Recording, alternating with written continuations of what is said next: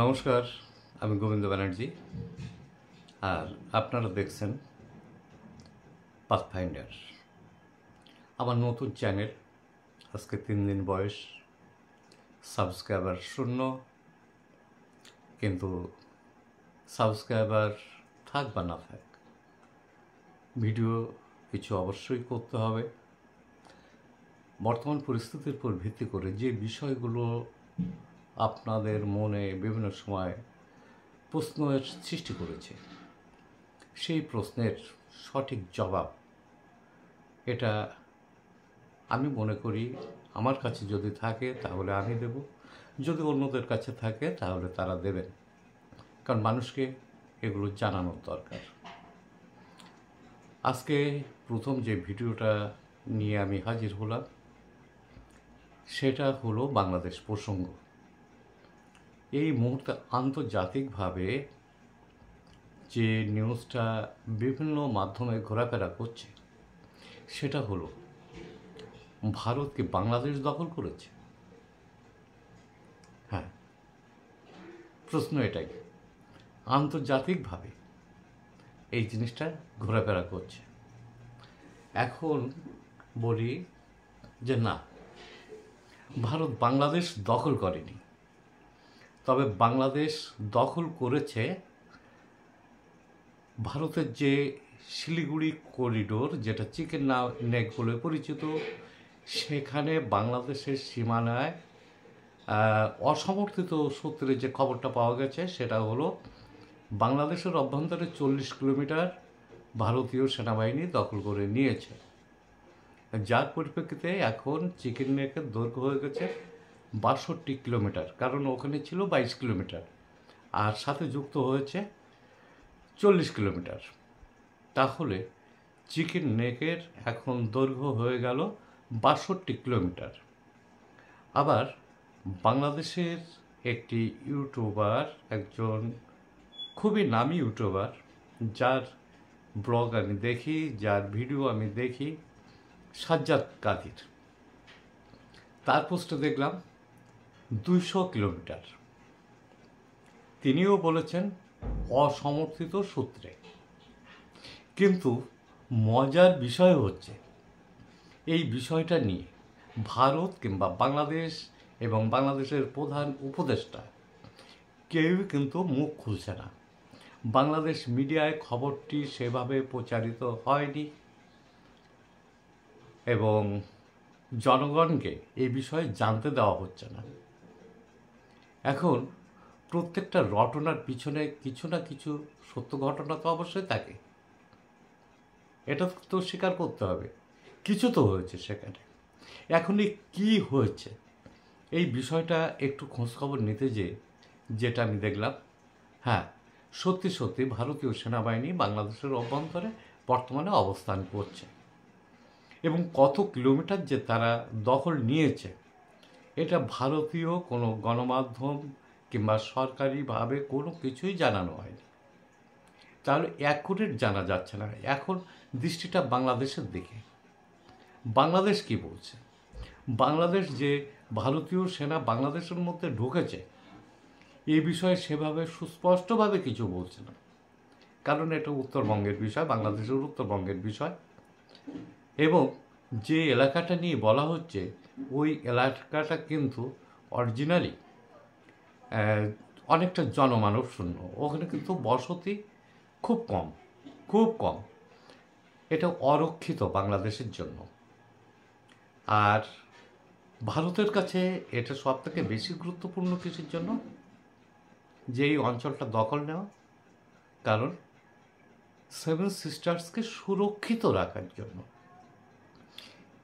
কিন্তু এখন কথা হলো, ভারত যদি সত্যি সত্যি বাংলাদেশের অভ্যন্তরে 40 কিলোমিটার কি 200 কিলোমিটার দখল করে থাকে, তাহলে ভারত কেন করলো? এ প্রশ্নটা আসে স্বাভাবিক। ভারত টোটাল বাংলাদেশকে দখল না করে শুধুমাত্র এই 40 কিলোমিটার কি 200 কিলোমিটার দখল করে নিয়েছে, যেটাই হোক দখল করে নিয়েছে, কিন্তু কেন করলো? এ প্রশ্নটা তো জাগতে পারে। কারণ আমরা যেটা জানি, ভারত কিন্তু আগ্রাস নীতিতে বিশ্বাস করে না। ভারতের উপরে যতক্ষণ পর্যন্ত কোনো আক্রমণ না এসেছে ভারত কিন্তু পাল্টা আক্রমণ করেনি।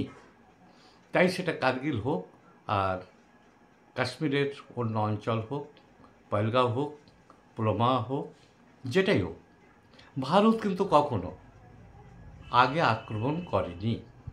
ভারত সবসময় ডিফেন্স খেলে চলেছে, যে আমাকে কেউ আক্রমণ করুক আমি তাকে বুঝিয়ে দেবো। তাই সেটা চীনও হতে পারে, পাকিস্তানও হতে পারে, বাংলাদেশও হতে পারে।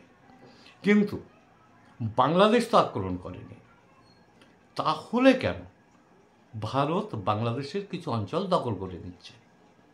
হ্যাঁ, একটু পিছনে ফিরে যেতে হবে, খুব বেশি পিছনে নয়। ইতিপূর্বে বাংলাদেশে যে সরকার এসেছে, বিএনপি এবং আওয়ামী লীগ, এই দুইটা রাজনৈতিক দলের সরকার গঠন হচ্ছে বাংলাদেশে বারবারই। আর মাঝখানে একসময় এসেছিল জাতীয় পার্টি এরশাদের নেতৃত্বে। এখন এরশাদ সরকার আর নাই, তিনি পরলোক গমন করেছেন, তিনি স্বর্গবাসী হন, এটা কামনা করি। জাতীয় পার্টি আর সেভাবে রাজনৈতিকভাবে মাঠ গরম করতে পারছে না, তাদের অস্তিত্ব আছে কিনা এটাও বোঝা যাচ্ছে না। কিন্তু মাঠে এখন আছে বিএনপি এবং জামাত আর আওয়ামী লীগের বেশ কিছু সমর্থক, নেতৃত্বহীন অবস্থায় অবশ্য। তা এদের আমলে কেন না হয়ে তত্ত্বাবধায়ক সরকারের আমলে এই ভারত আগ্রাসন নীতি নিয়ে কেন এগিয়ে যাচ্ছে? কারণ খুবই সুস্পষ্ট। 2024 সালের 5ই আগস্ট শেখ হাসিনার নির্বাচিত সরকারকে বাংলাদেশের কিছু উচ্ছৃঙ্খল জনগণ নৈরাজ্য সৃষ্টি করে উৎখাত করল, এবং সেই সাথে বাংলাদেশ সেনাবাহিনী নিশ্চুপভাবে বসে থেকে তাদেরকে সমর্থন জানিয়ে গেল, যার পরিপ্রেক্ষিতে একটি নির্বাচিত সরকার বাংলাদেশ থেকে উৎখাত হয়ে গেল। এখন উৎখাত হয়ে যাওয়ার পরে বাংলাদেশের সেই উচ্ছৃঙ্খল জনতা এবং তাদের যে সমস্ত জুলাই আন্দোলনের মুখ বর্তমানে কয়েকজন, তার মধ্যে উপদেষ্টা মণ্ডলীর সদস্য, তারা সিদ্ধান্ত নিলেন যে doctor Mohammad Yunus Nobel laureate, আন্তর্জাতিক খ্যাতি সম্পন্ন ব্যক্তিত্ব, তাকে বাংলাদেশের প্রধান উপদেষ্টা করা হবে। হয়তো তারা ভেবেছিল যে ফখরুদ্দিন সাহেবের মতো একজন মানুষকে আমরা পেয়েছি, যার নেতৃত্বে বাংলাদেশ সঠিক অবস্থানে চলে যাবে। কিন্তু তারা খুব ভুল লোককেই নির্বাচন করেছিল। কেমন ভুল লোক? যিনি ক্ষমতায় আসার পূর্বে ঘোষণা দিয়েছিলেন ভারত যদি বাংলাদেশ আক্রমণ করে আমরা 7 সিস্টার্স আক্রমণ করব, আমরা 7 সিস্টার্স আমাদের দখলে নেব। তারপরে কি দেখেছি? একবার পাকিস্তানের সাথে, একবার চীনের সাথে, একবার আমেরিকার সাথে এই 7 সিস্টার্স নিয়ে ইউনূস সাহেব বিভিন্ন সময় বৈঠক করলেন। তিনি কি বললেন? যে এই 7 সিস্টার্সকে যদি চিকেন নেক থেকে বিচ্ছিন্ন করে দেওয়া যায় তাহলে সেটা কি বাংলাদেশের জন্য একটি অর্থনৈতিক অঞ্চল গড়ে তুলবে এবং এটা লকড হয়ে যাবে। তিনি আরও বললেন যে সমুদ্রের তারা একচ্ছত্র অধিপতি, এখানে আর কারোর কোনো অস্তিত্ব নেই। তার জ্ঞান যে খুবই সামান্য, এটা তার বিভিন্ন কথাবার্তার উপর ভিত্তি করেই বোঝা যায়। তিনি সুদের ব্যবসাটা ভালো জানেন, কিন্তু তিনি একবারও হয়তো বাংলাদেশের ম্যাপটা ভালো করে পর্যবেক্ষণ করেনি। বাংলাদেশটা ভারতের একটা লকড কান্ট্রি, একটা পকেট কান্ট্রি। ম্যাপটা ভালো করে দেখুন, 3 ধারেই আছে ভারত, আর এক ধারে বঙ্গোপসাগর, তারপরে ভারত মহাসাগর, এবং ভারতের মতো একটি বৃহৎ শক্তি তাকে ঘিরে ধরে রেখেছে। মায়ানমারের সাথে সীমান্ত খুবই সামান্য, 400-500 কিলোমিটার হবে হয়তো, সম্ভবত, আর অ্যাকুরেটটা আমি জানি না, তবে ওই রকমই হবে, তার বেশি হবে বলে মনে হয় না। এখন তিনি কি করলেন? শুধু ভারত বিরোধিতা, ভারত বিরোধিতা। হ্যাঁ, এত ভারত বিরোধিতা যেটা নজিরবিহীন। অন্য কোনো সরকারের, যখন বিএনপি এবং জামাত একসাথে সরকার গঠন করেছিল, তখন জামাতের কেউ কিন্তু ভারত বিরোধিতা করেনি, বিএনপির কেউ না, এইভাবে না অন্তত। এখন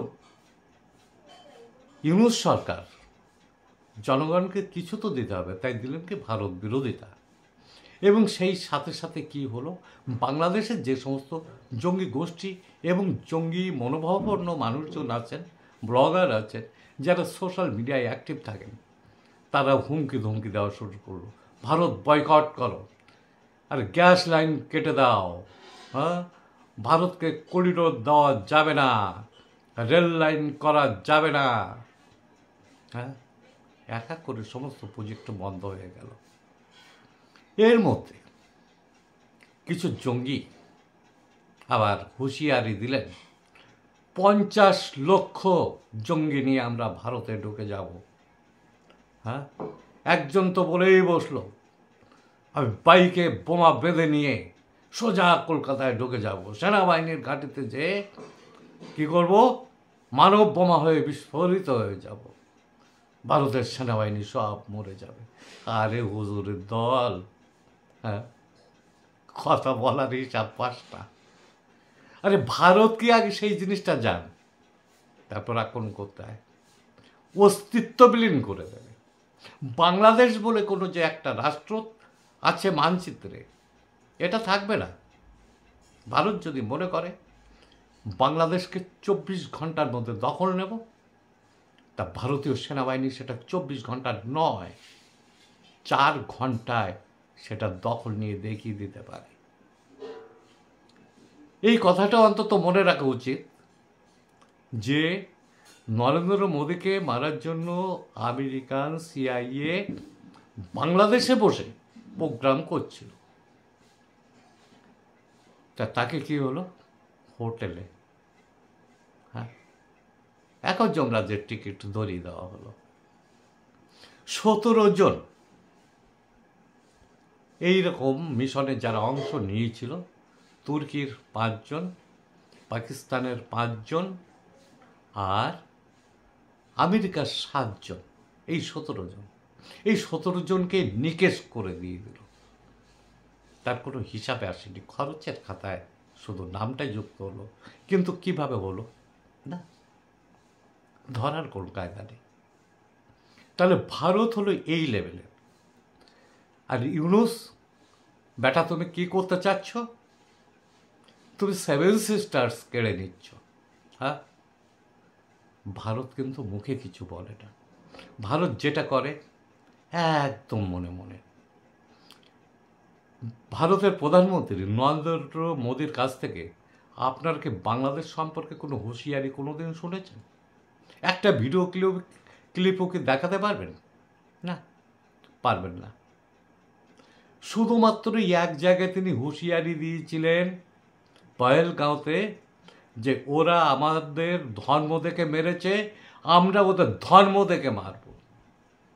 হ্যাঁ, ধর্ম দেখে তিনি মেরেছিলেন পাকিস্তানকে। পাকিস্তানের জঙ্গি প্লাস সামরিক ঘাঁটি, এয়ার বেস, 3 দিনে সব ধ্বংস করে দিলেন। এটা ভারত। অথচ পাকিস্তান যত ধরনের ক্ষেপণাস্ত্র নিক্ষেপ করেছিল, একটাও কিন্তু ভারতে বিস্ফোরিত হয়নি। হ্যাঁ, ভারতের কিন্তু কোনো ক্ষতি হয়নি, কারণ ভারতের কাছে আছে সুদর্শন চক্র, এয়ার ডিফেন্স। না, ভারতে বাস্ট হবে না, সেটা ওই আকাশেই বাস্ট হয়ে যাবে, অথবা ফেরত চলে যাবে যেখান থেকে পাঠিয়েছিল। পাকিস্তান যেখানে পারল না, সেখানে বাংলাদেশের ইউনূস সরকার সে নাকি 7 সিস্টার্স দখল করে নেবে। হ্যাঁ, এটা আশা করা যায়? এখন নীরবে নীরবে কি হচ্ছে? নীরবে হচ্ছে যে প্রথমে পোশাক রপ্তানি যেটা ভারতের মাধ্যমে বাংলাদেশ করত, সেইটাকে বন্ধ করে দিলেন এক অর্থে। বললেন যে মুম্বাই পোর্ট দিয়ে ঢোকাতে হবে, তারপরে সেটা সেখান থেকে হবে, যার পরিপ্রেক্ষিতে কি খরচের পরিমাণ অনেক অনেক বেশি হয়ে যাবে, হ্যান্ডেলিং খরচ, যে খরচ করে বাংলাদেশের পোশাক শিল্পে লাভ করা সত্যি খুব কষ্টকর। একেবারে অতি সাম্প্রতিকই চাল বন্ধ করে দিলেন, যে বাসমতি চাল ছাড়া আর কোনো চাল যাবে না বাংলাদেশে। সাধারণ মানুষ যে চালটা খায় সেই চালটা যাবে না, ম্যাক্সিমাম পিপল সাপারার। বাসমতি চাল কিছু লাগে বিভিন্ন অনুষ্ঠান বাড়িতে সুগন্ধযুক্ত চাল, বিরিয়ানি পোলাও এগুলো করা হয়, তার জন্য লাগে, সেইগুলো যাবে। দামি চাল, এক কিলোর দাম সম্ভবত 200 টাকা কি 300 টাকা বাংলাদেশে, আমি জানি না, তবে এখানেই তো 200 টাকা বিক্রি হচ্ছে, তাহলে ওখানে 200 টাকার নিচে আর হবে না, যতই ভর্তুকি দিই। যাই হোক, এখন ইউনূস সরকার কেন বলছেন না কিছু এই বিষয়ে? তার তো অন্তত মুখ খুলে জাতির উদ্দেশ্যে কিছু বলা উচিত ছিল, কিছু বলছেন না কেন? কারণ তিনি চরমভাবে ব্যর্থ হয়েছেন। তিনি এখন বুঝতে পেরেছেন এই ভারত বিরোধিতা করে হয়তো কিছু জঙ্গি সমর্থন নিয়ে অল্প সময়ের জন্য টিকে থাকা যায়, কিন্তু সেটা সাময়িক, তাতে দেশের অনেক বড় ক্ষতি হয়ে যায়। তাই জাতির সামনে উনি কি বলতে পারেন? উনি এখন যদি ঘোষণা করেন যে আপনাদের যা কিছু আছে তাই নিয়ে যাবি বলুন, বঙ্গবন্ধুর স্বরে স্বর মিলিয়ে, কার বিরুদ্ধে? ভারতের বিরুদ্ধে। যে ভারত বাংলাদেশকে জন্ম নিয়েছিল, বাংলাদেশের বাপ ভারত, এই কথাটা ইউনূস সরকারের মনে রাখতে হবে। কারণ পাকিস্তানকে ভেঙে বাংলাদেশ তৈরি করেছিল ভারত। হ্যাঁ, শেখ মুজিবুর রহমান জাতির পিতা। হ্যাঁ, এটাও মনে রাখতে হবে। যাই হোক, এখন দেখা যাক যে এই 40 কিলোমিটার দখল করেছে না 200 কিলোমিটার না কতটা দখল করেছে, এই বিষয়ে বাংলাদেশের মহাজ্ঞানী, কি বলবো, একেবারে আন্তর্জাতিক খ্যাতি সম্পন্ন সুদের কারবারি ডক্টর মোহাম্মদ ইউনূস কি বলেন? তিনি কি আদৌ বিষয়টি ক্লোজ করবেন, না ডাল মে কুছ কালা है? যাক, সবাই ভালো থাকবেন, সুন্দর থাকবেন, সুস্থ থাকবেন। আর আমি চাই আমার চ্যানেলটায় 50টা সাবস্ক্রাইবার আসুক, যাতে আমি প্রতিনিয়ত লাইভে এসে আপনাদের কারেন্ট বিষয়ে কিছু বলতে পারি ছোট ছোট করে। আর আমার ভিডিওগুলো সাথে সাথে আমি ফেসবুকে দিচ্ছি না, 1-2 দিন পরে আমি ফেসবুকে দিয়ে দেই বলে ঠিক করেছি। আর যদি আমার ভিডিও আপনারা নিয়মিত দেখতে চান, তাহলে আমার চ্যানেলটা সাবস্ক্রাইব করে ইউটিউবে দেখতে পাবেন। ধন্যবাদ, ভালো থাকবেন।